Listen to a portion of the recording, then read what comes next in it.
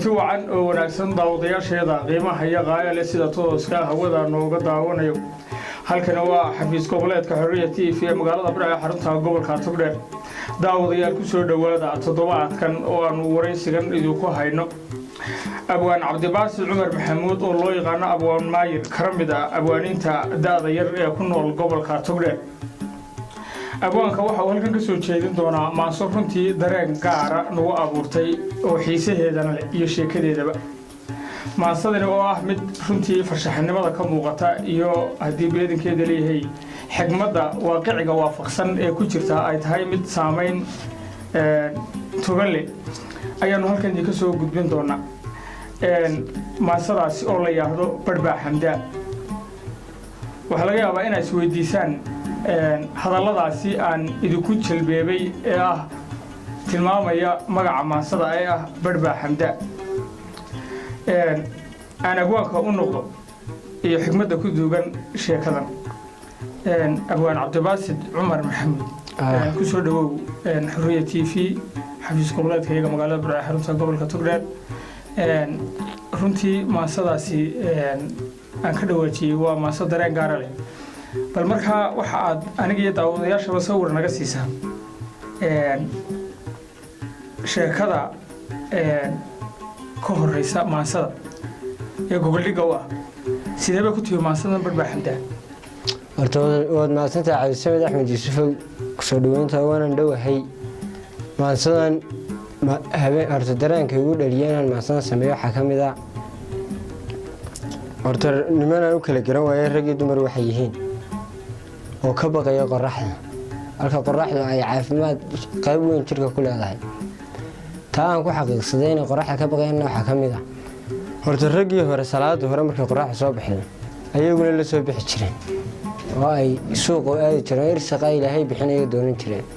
halka nimankan ka soo baxaya marka 6 maqribna ay tahay ay qorraxdu caadi wada xarooto iyagoo aad moodeen laamiyada magaalada ay gabadhu ku rogeen marka waa dhalinyarada imika joogta oo horta dhalinyaradan hore ugu badnayn laakiin imika ku soo badanayaan deegaamada Soomaaliyeed meel kasta baa ahaatee bariga hore waxa lagu yaqaan midmid abuura mooyaane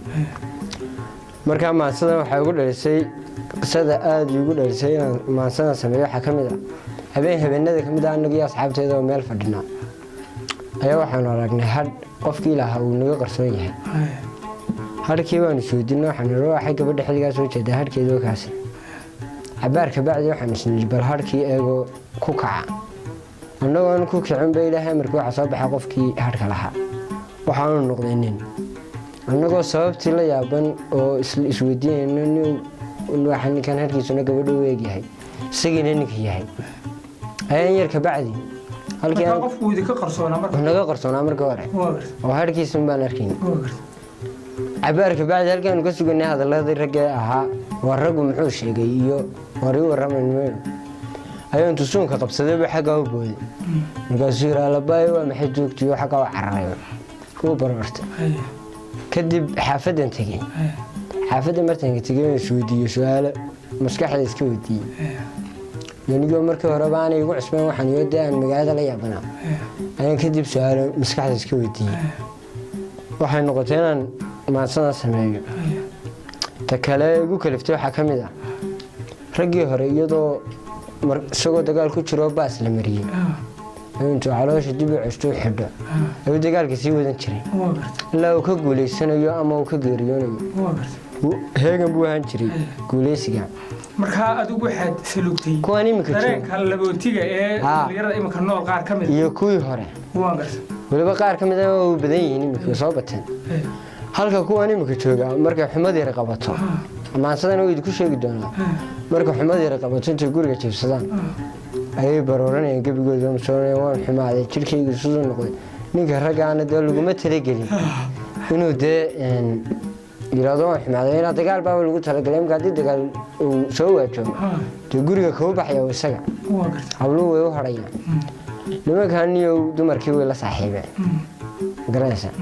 oo bariga hore dee rag iyo dumarka Ilaahay inta ka sii dumarku qaalisay haddana Ilaahay baan sameeyay dee rag iyo dumarka garanaysa marka anigoon dumarkana maageen ayaa dee raggii ma ahayn sidii dumarka u shaqeeyaan waxaa jirta rag badan oo beriga yaraan la ogyahay dee midabkooda suu ahaayo iyo sida ahaayeen kadib markay weynaadeen sheekooyin badan oo soo baxo xaggaa yurubta nagaga yimid ay ku daydeen dhaqankoodii ay qaateen habeeyaan hadeedii ku daalinaanoo maadsada gudagalaya dhegeysi wacan maadsada waxay ku bilaabmaysaa sida tan xilli hore abwaanadii murtidu ku xeernayd ee wada xijaabtee midhalxayga sii yahay inkastoon xuruufihii gabayada xigmayn jiray maansada xadeen jiray xalin jiray jacaylkee heesaha xareeddaa fanaankii xabeeblii xididada ku kicin jira dadku wada xdireen jiray xirfad iyo dadaal iyo xan farcidi ku gaadhayn duulku wada xaqiijiya ha yeeshee xar raadsho haddii dayaxa xuub koro xidigaha iftiinkaa lagu xaabo doontaa anna xalay saqdii dhexe xaaladan la yaabaa tixdan ugu xujayso raggii daba xagaaftoo xaabxaabta ereeyihii xarfe ay ka giigeen dabadeed xariiqoo isku wada xigsiiyo xuduudkooda sugaya aan idin xuntoobshee xiftiyo dhegaysta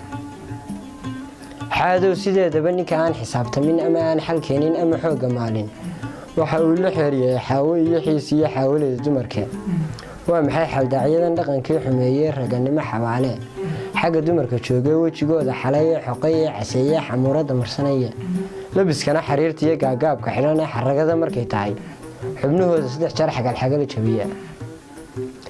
rag xabadi ku taalo intaa dhiigga loo xidho xarbigooda sii wato xijistaan naqaaneen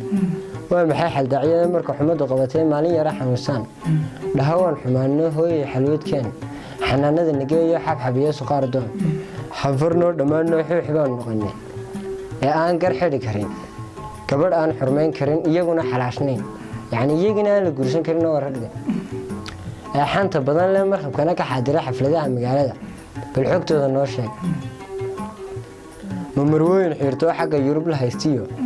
xuuralcayn madow iyo xaliimiyo gabaadba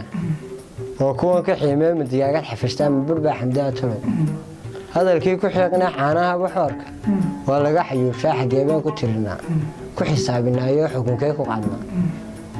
marka haddee xaggeenu geynaa inaan raggiina kuma dari karno dumarkiina lama joogi karaan markaa maasadu intaasi ku koobantahay maaso yaro gaaban runtii markaa waxaa kugu kaliifay adigoo dhaqankii hore raggii hore eegaya iyo kan iminka jooga weliba soo badanaya isku eegaya ayaa igu keenay inaan maasada sameeyo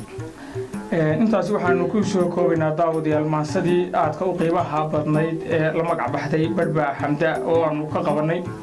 abwaan cabdibaasir cumar maxamuud oo loo yaqaano abwaan maayir kala mid ah abwaaninta da'da yar ee ku nool gobolka togdheer tan iyo intaynu ku kulmayno barnaamijkan mid la mid ah waa farsamadii iyo habayntii iyo sawirqaadistii sakariye axmed iyo anigoo ah cabdisamed axmed yuusuf ama cabdidhulux iyo abwaan cabdibaasir cumar maxamuud oo loo yaqaano abwaan maayir oo noogu marti ahaa barnaamijkan tan iyo intaynu ku kulmayno barnaamijkan mid la mid ah waxaanu kaga tegaynaa waa bahda xorriya TV oo isku duuban oo idin leh sidaas iyo nabadgelyo iyo ammaano alla